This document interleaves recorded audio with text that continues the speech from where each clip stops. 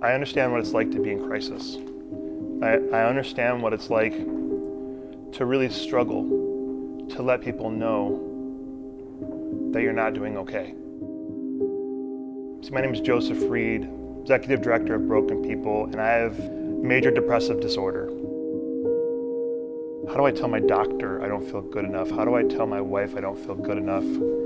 And if it gets so bad that I'm wanting to hurt myself, how do I tell them that I want to do that? One of those things that really makes it hard for me is the way that the mental health community has created this breakdown in communication.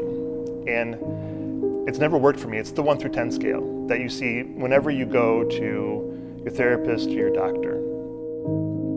And usually in this scale, 1 is good and 10 is bad, but you can also have 10 is good and 1 is bad. Just Google the mental health scale and see all the different answers you get and see all of the different ideas.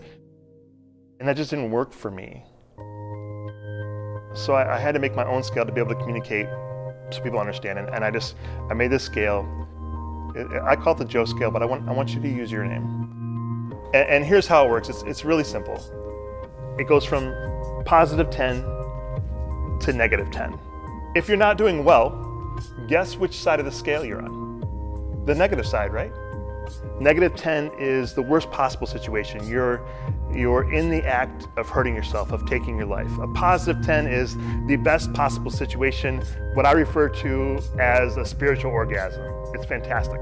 But there's 2 important numbers on this scale that I think that are lacking in other scales, and that's a crisis number, and we have a manic number. The crisis number is, hey, I need to go to the hospital, and I don't want to tell you all the things that are going on in my head right now.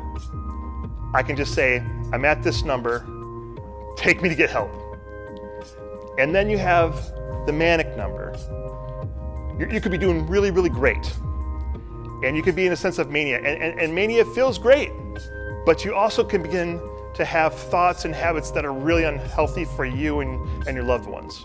Ideas and commitments that just will overwhelm you and eventually will tank you and take you down to the negative side. If I'm at a positive 6, I can ask myself, wait a second, am I being manic? And then what you can do with that is if you're not manic and you're just feeling great, then you have to worry about falling all the way down to crashing. But if you are manic, you can still feel great and put coping skills in place to be able to act as a safety net when you do fall.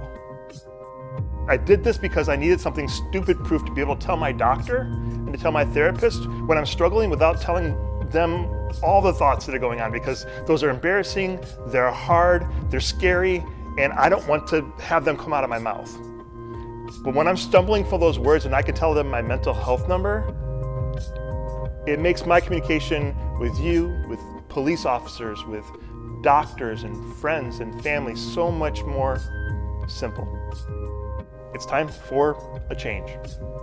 It's time for this disparity of communication to go away, and for you to be able to understand me and me to understand you, and for healing to happen. I want to thank you for taking the time to listen to my heart. This is just me being real. So thanks for watching this video.